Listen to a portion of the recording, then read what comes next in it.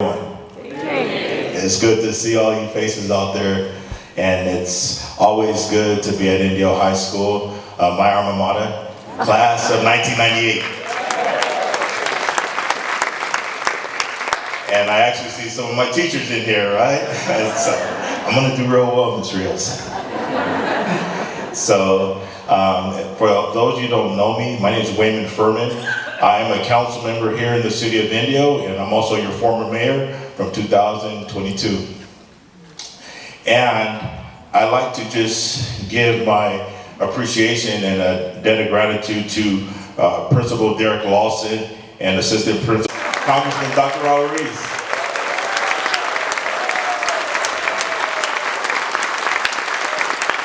And so, could I kindly ask you all to please stand so we can honor our flag with the Pledge of Allegiance. I didn't see that. An honor to represent you in California's 25th Congressional District, and I'm thrilled to see so many of you here tonight, eager to engage in important conversations about what's happening in our world, what's happening in our nation, and how you can be a part of the change that we need.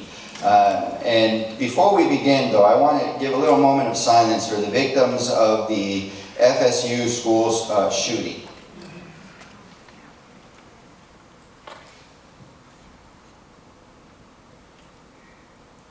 Thank you.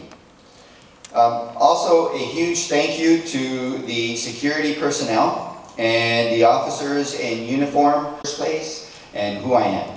I am the son of Gilbert and Blanca Ruiz, who are farm workers in Coachella. They toiled the fields day in and day out with calloused hands and tired backs and minimal rest day in and day out to give their children opportunities that they did not have. I was raised in a trailer park the first years of my life. It wasn't until my dad was promoted to work in a packing house in Sunworld that we were able to move into Coachella, into a house in the body of Coachella where my mother still lives. And I always had a dream of being a doctor since I was 4 years old. I loved medicine, I loved serving others, it was part of my faith as well. And I studied hard and had that goal to serve other people.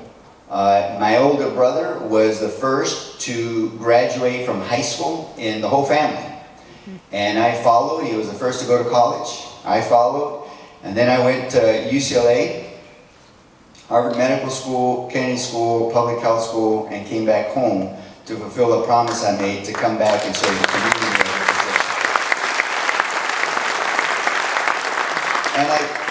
So I understand the struggles that hard-working Americans feel and face when times are tough.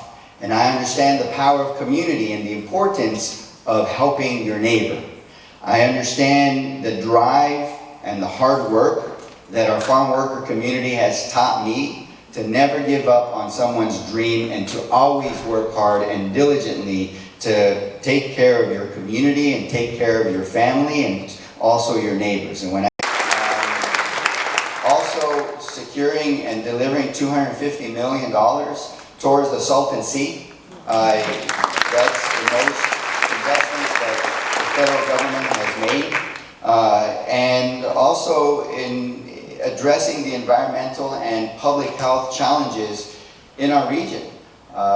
One of my proudest moments was delivering the PACT Act bill signed by the President to Jennifer Kepner's widow and children. That PACT Act was based on my bill and my efforts to protect veterans from their exposure to burn pits and to make sure that Jennifer Kepner's experience of being denied those benefits, being denied the health care, didn't happen, that it wouldn't happen to other veterans, like she made me promise her before she died 4 months after I met her from pancreatic cancer due to her exposure from toxic burn pits.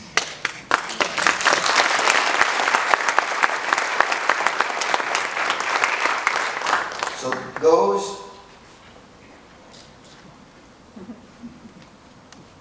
those are the some of the deliverables, if you want to call them that, some of the outcomes, some of the things that we have done. There in your packet, there's a list of others, things that we have been able to get accomplished, and you can check out some more of our accomplishments in my website, ruiz.house.gov. But have had casework in my office, or had any of us work with you on Social Security, or any. I see some hands over there, up there, over there. Good to see you guys again.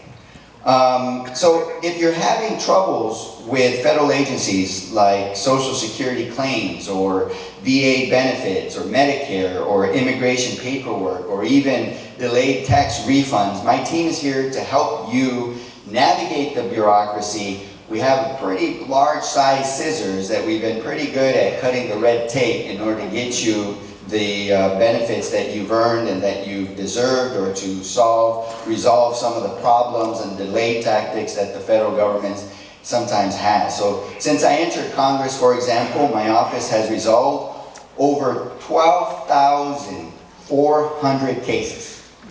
12,400 cases that we've helped resolve. Putting out that bill, I get over 1,000 contacts every week. Emails, letters, social media comments, I mean, you name it. The vast majority are emails, over 1,000 a week. And so many of them were about this issue. And this law got rid of the unfair rules that had been cutting people's Social Security just because they also earned a pension. And so now seniors like her are finally getting the full benefits that they've earned. And so my mission, my focus is to cut through that red tape and get you the benefits that you earned and deserve. And by the way, when you come into my office, we don't ask you if you're a Republican or you're a Democrat. We don't ask about your partisan affiliation, man. We care about you because you're a human being and because you're addicted to public service. So if you and I don't see eye to eye on some of these political issues, you're more than welcome to come to my office, and we're going to treat you like a king and queen when you step inside our office, because that's how much you matter to me, regardless of your political affiliation. Prior to this event, hundreds of you submitted questions online. Our team went through them all to make things more efficient. So we collected all the most common questions and put them into categories, and we'll answer those questions first. That's what, so is that okay? I mean, I think that way we can tackle the most common questions. And then after we do that, after we get through these top four questions, then we're going to open it up for all of you to ask your question. And the way we're going to do it, in order to be as fair as possible, so nobody's accused of like preferring or neglecting a specific question or a specific person, we're going to have a raffle. And all of you got a raffle ticket when you came in, right? Can you show me your raffle ticket? Good. It's on your card. Good. You didn't get one? Okay, so those who did not get a raffle ticket, it's on your index cards like that. Those that did not get a raffle ticket, raise your hands right now so we can. All right, so let's keep your hands up. My staff is going to make sure that you have a raffle ticket. So, hey, Priscilla. She works in my Hemet office. She's a Green and Gold Congressional Veterans Fellow. This position is open to veterans or spouses of veterans to work in a congressional office and learn more about a career in public service, as well as learn the skills to take care of our veterans with excellence. So take it away, Priscilla. Thank you, Congressman. Now? Okay. Congressman, how will Trump's tariffs impact our communities, and what are you doing to protect the economy? Yeah. How many of you had that question or that concern? Raise your hand. Yeah. Yeah, well, it's definitely in the news. So, as I mentioned earlier, I grew up in a family, hardworking family, that lived check to check, month to month. And I understand that if the cost of living goes up, you're going to have to make some tough decisions. And even currently, I feel it too in the grocery store, in gas and other less, or do other things to adapt in order to make ends meet in our families. And those that are in fixed incomes, like Social Security, etc., are even more concerned about that. And so, we all know how tariffs work, right? Tariffs are a tax. It's a Trump tariff tax on imports. So if you want to buy those imports to come in, the company is going to have to pay for that tax to bring that import in. Then that company is going to then charge whatever retail store or customer that difference. They're going to have to raise the cost. So that Trump tariff tax is a Trump tax on American families. And before the pause, before the latest plan to tariff the world, there were tariffs that were focused on Canada and Mexico and China. Remember those? Those are still in effect. And the economists say that with those tariffs to those three countries, it would raise costs on average to an American family by $3,000. That those massive tariffs, including the China 145% tariff, would raise costs to American families by $7,000. Okay? So that's a problem when costs are already high and they're getting higher. And it's for a family who takes in $75,000. Okay, that's equivalent, $7,000 equivalent to raising your earned income tax by 9%. Those billionaires aren't going to feel the pain.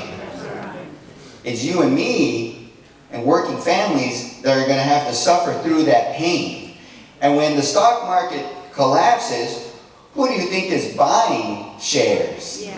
It's the billionaires. So we're going to feel the pain for their gain, right? And so that's something that I'm very concerned about. So what are we doing about it? So there are 4 Republican senators who spoke up about their concerns, including Ted Cruz and Senator Grassley, and they have introduced legislation that would take back the power of tariffs into the hands of Congress, the legislative branch. There's a bill in the House that was introduced that is going to be introduced, hasn't been introduced yet. But you're starting to see some real concerns, even on the Republican side, that are finally speaking up and introducing. This one is the one, as a physician, someone who grew up, in a location that high Medicaid or Medi-Cal recipients, it's really concerning for me. It's concerning for me because up to 42% of my constituents in District 25 use Medicaid, the Medi-Cal program. 60% of our children use Medicaid. I have spoken to hospital and clinic leaders throughout our desert and the district, and they have written to me and told me that if there are significant Medicaid cuts, that they would be forced to close their hospital, including the hospital in the Pass area, San Gregorio, including the hospital in Blythe, and the hospital in Needles. So Medicaid cuts isn't just about affecting the people who use Medi-Cal.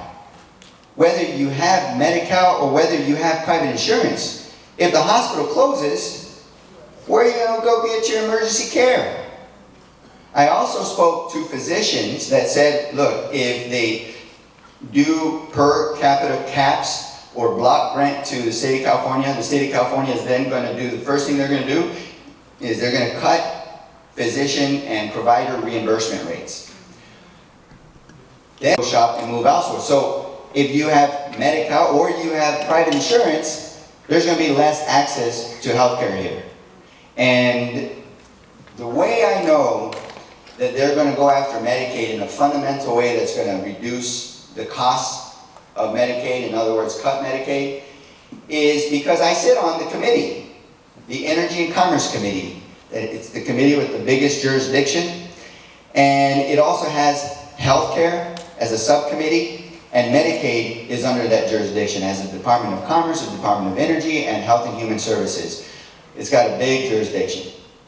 And the budget resolution that they passed in order to move forward with a reconciliation process for their tax bill instructs the Energy and Commerce Committee to cut $880 billion. $880 billion.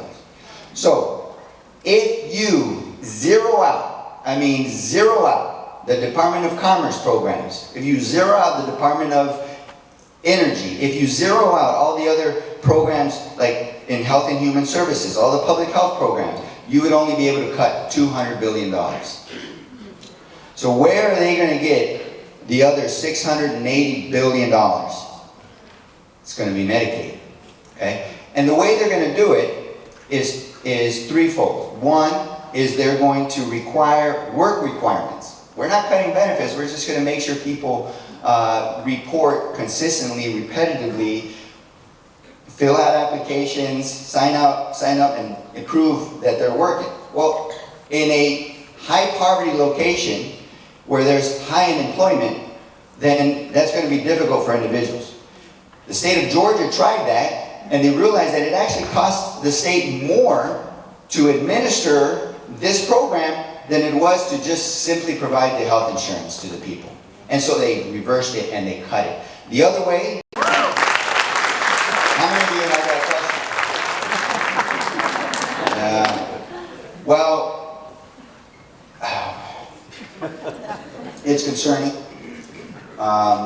It's concerning because if you have people who do not, have not had the training, the certification of handling private sensitive data from individuals, who knows what they're going to do with it. When you're extracting data from using AI, how are they going to study it? Who are they going to share it with? Is this, Elon Musk is a person who sells things. Is he going to use it to target, to sell it to third-party vendors? That whole thing? Like, who knows?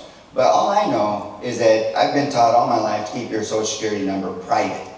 And don't share it, don't give it to anybody. And now if somebody's in there getting your social security number, then they're tapping into your IRS data, they got your bank account, they got your home address, they got your birth date, they got your social security number. What is that? Right? That makes me feel uncomfortable as it does, I'm assuming, many of you. So what we've done is we've introduced legislation, the Protect Taxpayers Data Act, and we've also introduced legislation with John Larson. The first one was from Hakeem Jeffries. John Larson was the second one, that also makes sure that anybody has to go through a very rigorous process and there's oversight. I know it. My mom's on my dad's, as a widow, she's on my dad's Social Security, and I know the limitations, but I also know how important it is for her and for many of my patients that I've taken care of and many of you. And it's a promise that you paid into it when you were working, so that one day when you're in your retirement age, you can draw from that Social Security and you will avoid poverty. Okay? And that's a promise that our country gave to you. And I promised to defend it and protect it. And what they're doing is clever. They're trying to be clever. We're not going to cut Social Security. But what do? They do massive layoffs of the Social Security Department. They close offices across America. They're making it harder for people to engage, right? They're making the changes to the phone systems, the phone calling system. So what are we seeing? We're seeing huge wait times. We're seeing huge backlogs. We're seeing phones being disconnected. We're seeing websites being crashed. And so that's, through legislation, we're working on reversing those decisions to make sure they can't close these offices, to make sure that we have people there to answer the phones, to process any kind of, I'll tell you here, you've heard a lot, Democrats don't have a plan, they don't have a message, they're not organized. So let me tell you the plan, let me tell you how we're organized, and let me tell you what our message is, okay? Our plan is to fight in 3 arenas: the courts, in Congress, and in our communities. President Trump has done 128 executive orders. Probably a little more, probably did a couple yesterday. 120, to give you perspective, in his full 4 years, in his first term, he had only done 220. Okay, this is part of this Flood the Zone, Project 2025 strategy, is just to full board as fast as you can to get people, by lawyers who are saying that what Trump is doing is unconstitutional and therefore unlawful. I believe that is the case. Our Constitution says that the legislative branch, Congress, is responsible to write the laws and fund the government, and at appropriate levels. That's what we debate every year. We create agencies, we nullify agencies. We are the ones that have to vote to change the way the administration looks and the different programs, the grants, and we debate what to fund more, we debate what to cut, and every year we go through this process because the legislative branch, a co-equal branch of government, has that authority, and the president in the administrative branch does not. The president has to administer the laws and the funding the way the legislative branch has instructed the president to do. Okay? So out of these pieces of lawsuits, out of these lawsuits that are gone, there's a few that have been settled, right? That there have been judgments. 40 have gone our way in defense. The decisions that have been made, we're winning. We're winning in the courts.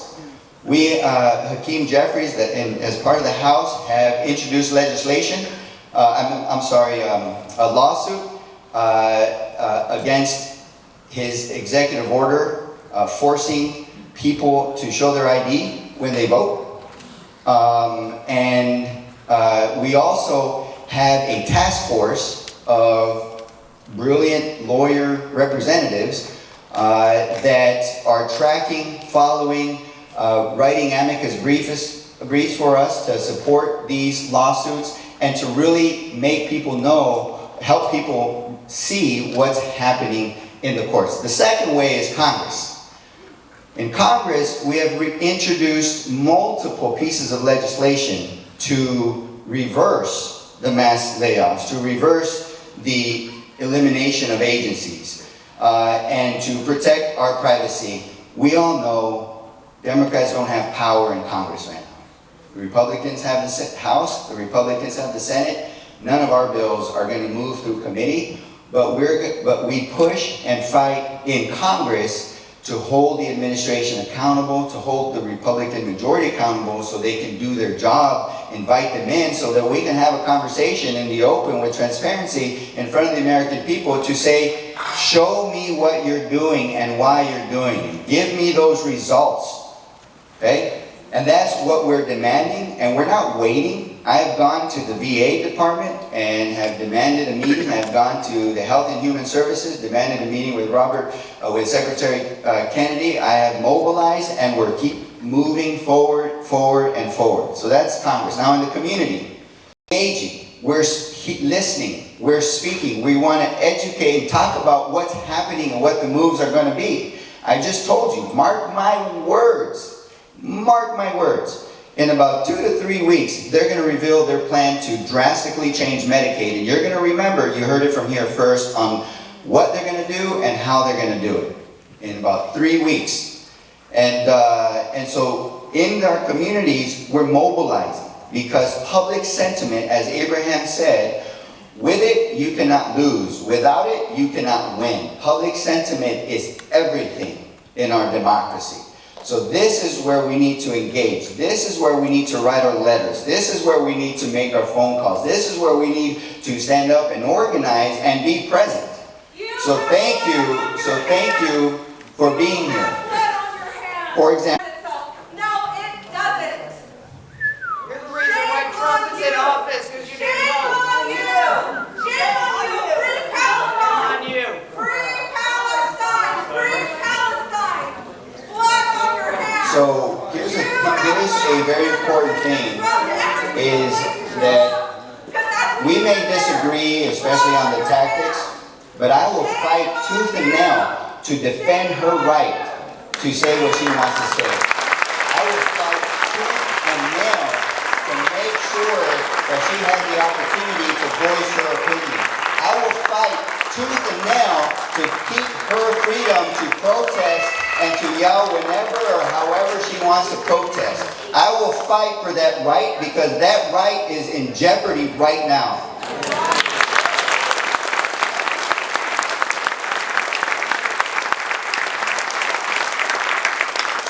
From Cathedral City. Are you for real? Wells? For real. Wells? This is in the protest, yes. Wells Fargo? It has a little different spelling, but it's pronounced. I love it. Awesome. I've had a good time with it. What I'd like to know is, these town halls are wonderful, protests are wonderful, but we need to get more of a backbone, and I think Congress needs to do that. For instance, the senator that went to El Salvador was one senator from 100. Yeah. We need to have the House of Representatives at lunchtime sitting on the steps and showing the people that we are upset, we are frustrated. We are demanding that we do not decimate our agencies. What are those tens of thousands, hundreds of thousands of employees going to do? How are we going to bring them back if and whenever Trump leaves, which may not be? So It'll be. we need to have more of a backbone from Congress. So I view in the sense that we have to be more visible, we have to be out there. There was a void at the beginning. There was, I think even the Democratic members of our party throughout our country felt fatigued after Kamala Harris lost. People were feeling tired of the brutality of politics. Is that true? I mean, I felt it. Everybody was kind of still in this stupor and this, kind of shock and upset and depressed, right? And that on top of a shock and awe, kind of like flood the zone strategy, which was intentional, was to make people feel like, oh, what can we do about it? He's just moving. And their constant messaging of, we have this landslide mandate, that this is what the American people wanted, was intentional to make people feel like what he was doing was right and okay.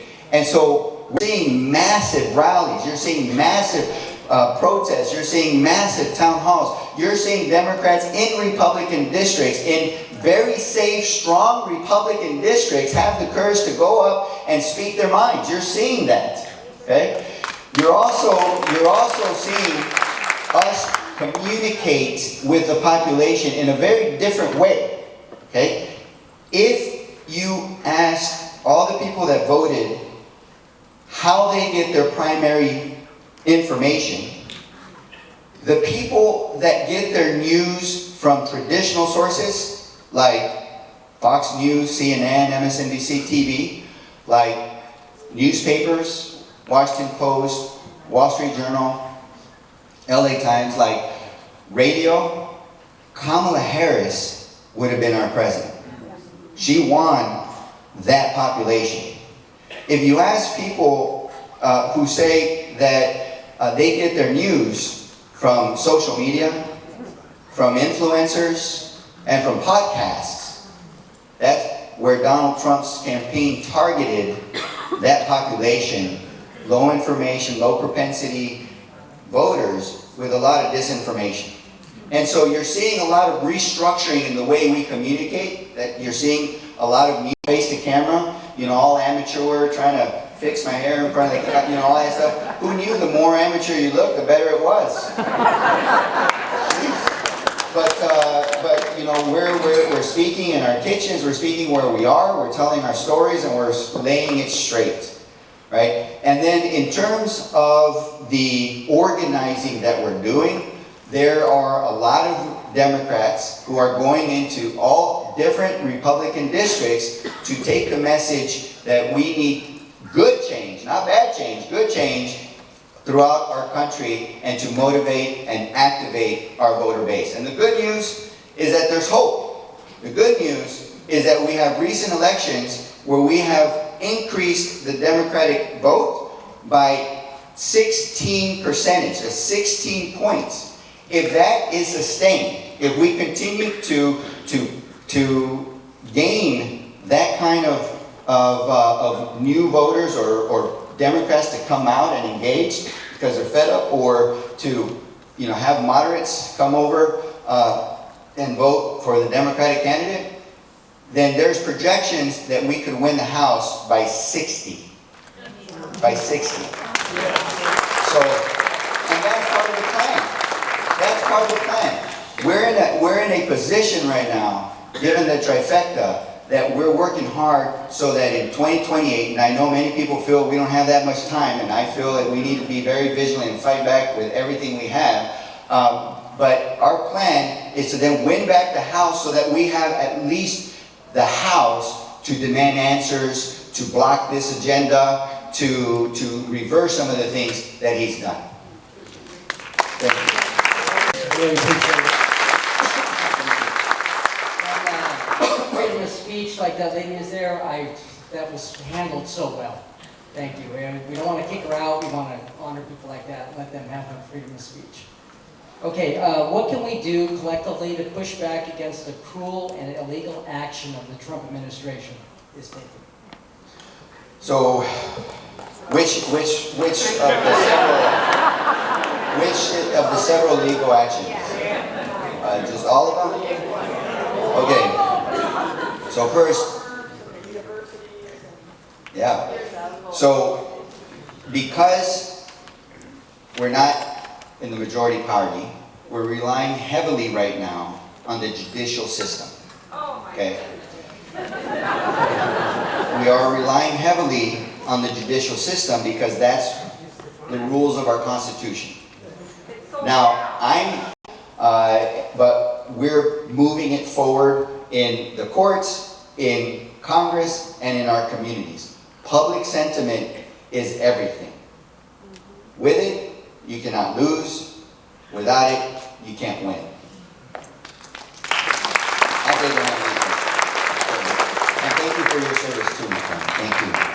They should be held accountable. Whether you're a citizen or whether you're not a citizen, you should be held accountable, pay the price, and if you're not a citizen, you can get out of the country.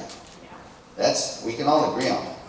But that relentless focus on portraying all immigrants as a violent criminal is a way to change people's perception on immigrants. It's a way to desensitize violence for people to commit that. It's a way to promote that kind of hate and stereotype that leads to catastrophic events. It's a way to dehumanize people so that atrocities can happen and people will be okay.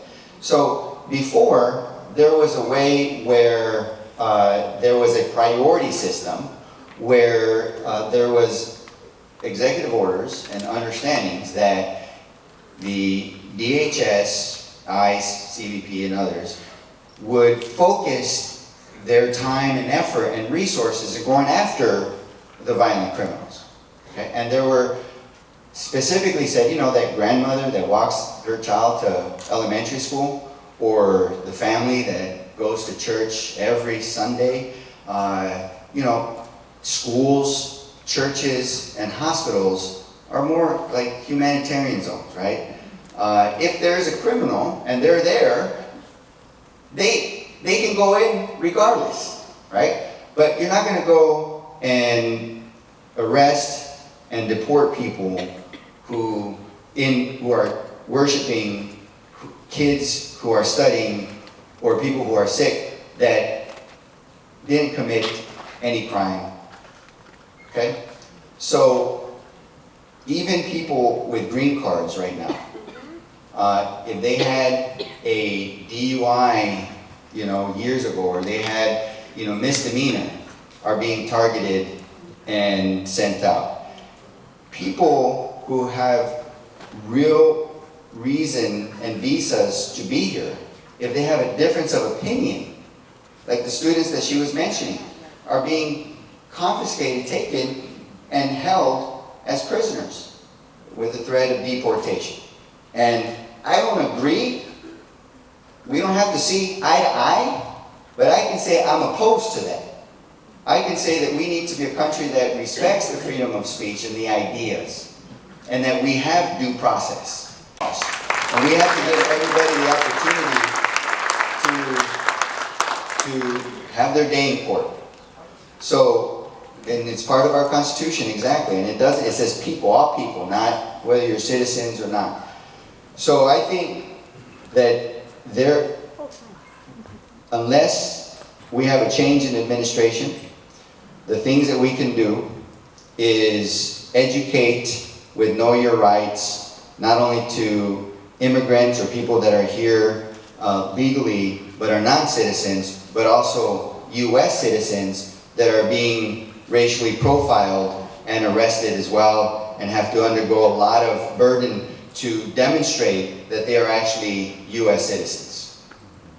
It's our state or not our state, where it's most vulnerable, where we could be most helpful, because I'm adamant we just have to do this.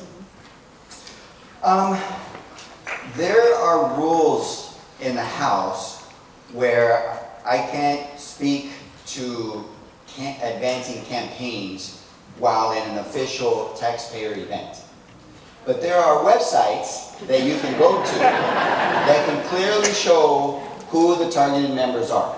And I believe that in California, we have 4, right? 4. We have four members that are vulnerable. And these are members that are very afraid of the Medicaid cuts. We have Republican, Latino, and Latina members of Congress, Republican, who have written to Speaker Johnson to say, hands off Medicaid, man. Our communities really need it, and our hospitals rely on it to provide health care for our constituents. But yet they voted for the budget framework. Okay, so I'm hopeful that Senator Collins and the senator from Alaska, Murkowski, that they're going to hold line. I'm hopeful.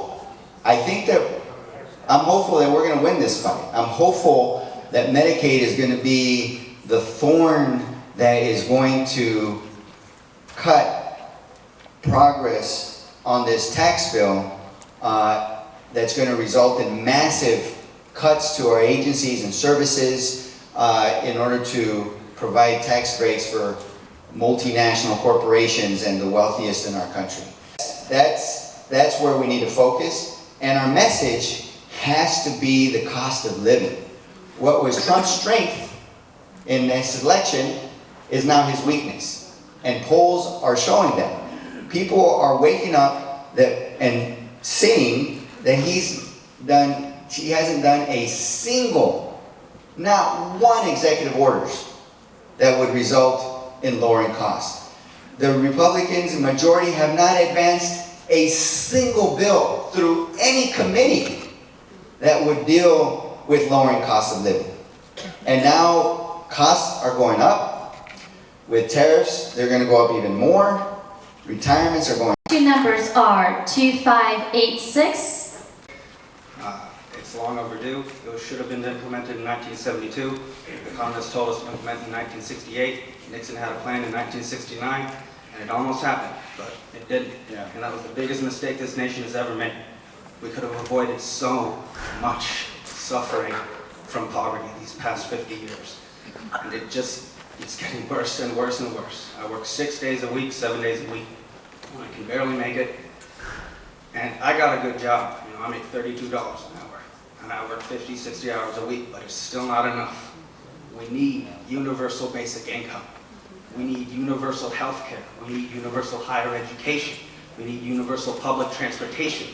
Universalism is the key to everything, not token policies for X, Y, or Z, for seniors, for anyone. We need to take care of everyone. Thank you. Thank you for sharing. Yeah. Definitely take a look at it. Thank you. Take a look at it.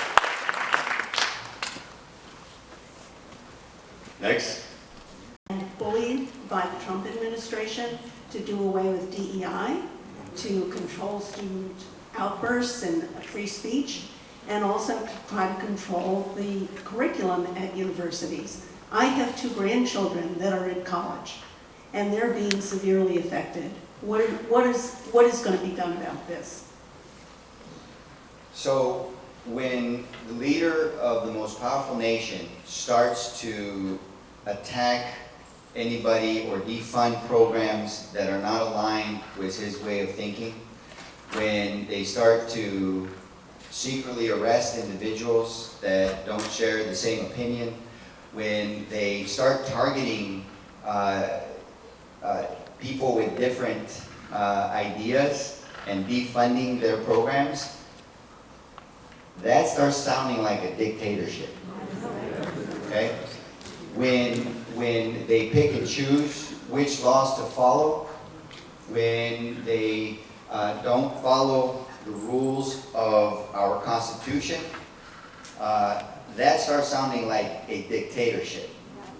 When they post a criticism on social media and the person they are criticizing then gets hundreds of death threats from their followers, that starts sounding like an authoritarian regime that rules with fear and intimidation. We get it. We're fighting. We're speaking up against it. We're going to hold them accountable now, and when we're in Congress, we have to wake up. This is not business as usual. We cannot do business as usual when these things are happening in America. And you're starting to see the American politics. And we know there's no way that there's going to be 2/3 of the House and the Senate to vote to ratify that Constitution, or 2/3 of the states and their legislatures to ratify. It's not going to happen. Okay? When that happens, that's what you call military coup. He already attempted to unlawfully stay in office his first term. I know that because I was in the gallery, one of the last to be evacuated on January 6th. I know that. And as soon as I came out, I said that this was an unlawful attempt to remain in power after losing an election. And so, yes, there's conversations. Yes, there is planning. Yes, there are things that we need to do and elevate the urgency of protecting those institutions. Thank you. Thank you, Congressman. That is being litigated in court as well. So, do we have any labor members here? Hey, thank you. All right. Okay, we have a question right here, boss. My name is Denise Spoon. I live in Indio. Twice now you said that the Democrats, because we do not hold power in the House, I say we are only 4 people short of taking that. And every day I get fundraising emails, and I contributed. My question to you is, especially since Senator Murkowski came out and said she is afraid to speak because of retaliation. I suggest if we can find 4 people, because we know they're there, because we always hear behind closed doors, they don't think this is right, but they go out and vote for it, just like you said.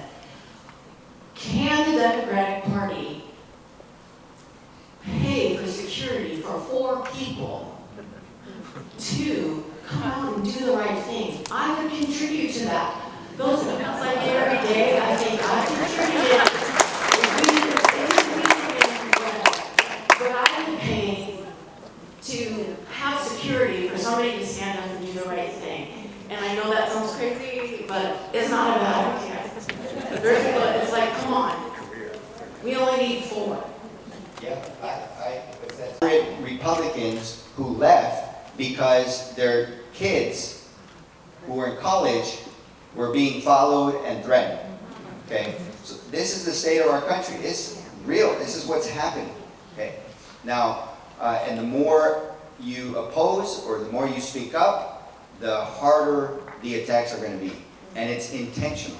It's like the X post, the, Twitter post, and then that's the target. That's where they go, and so people are definitely afraid. So I think it'll take a lot more than security to get 4 Republicans to switch over to our side.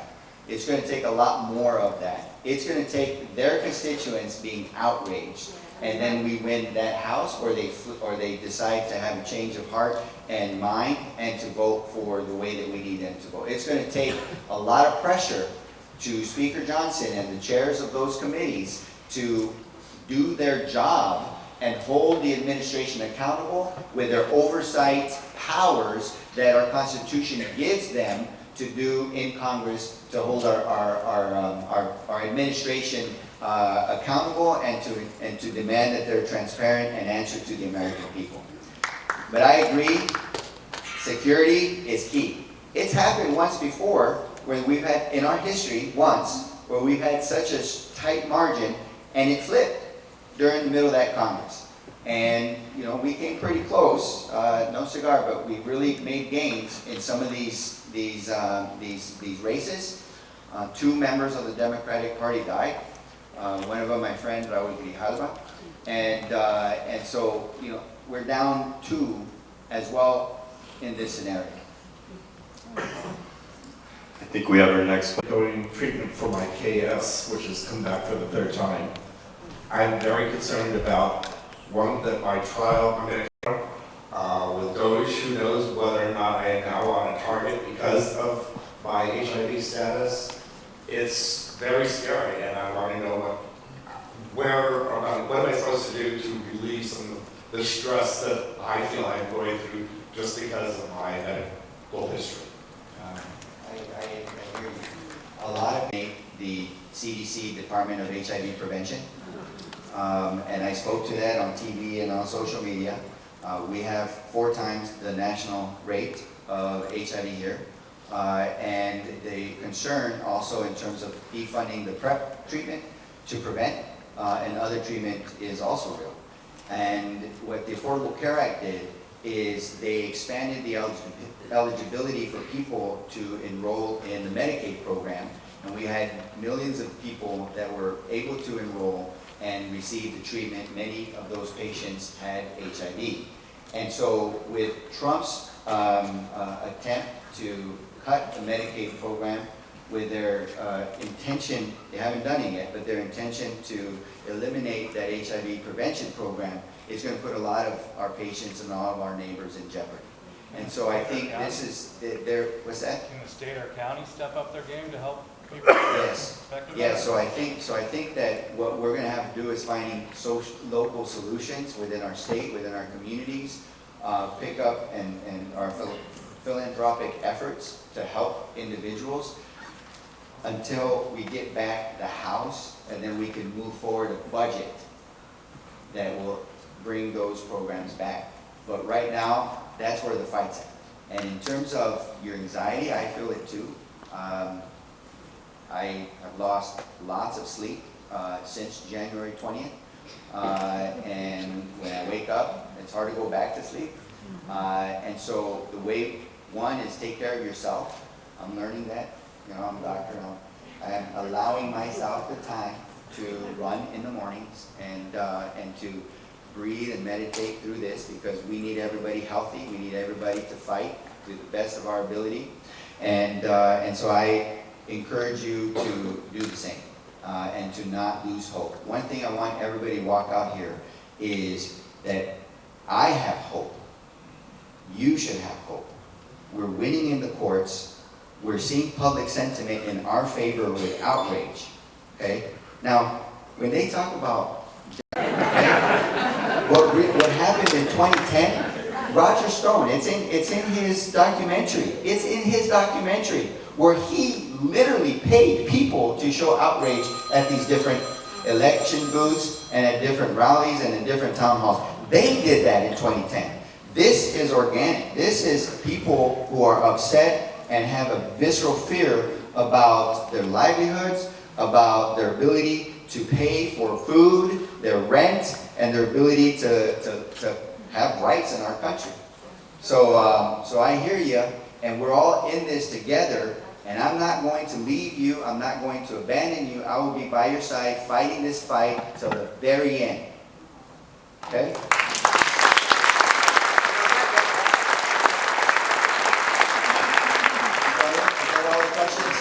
It's time to close, boss. When you get to your questions, please turn in your card. Maybe you might want to write your email in there. Ma'am, for you, I will spend a little time, so you can ask me your question directly. And then we'll do our best to get back to you with this method of answering the most common questions and the raffles. Okay, if we invite you to another one, will you come?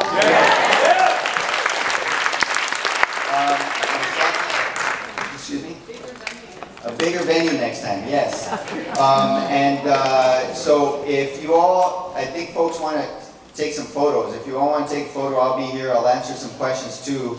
It's going to be organized. And then I'll say hi on this side as well if you would like. And if not, please drive safely. Take care of the winds. Make sure you drive safely. I hope you don't get the Coachella traffic, Coachella Music Festival traffic. And thank you so much for coming and participating. Thank you very much.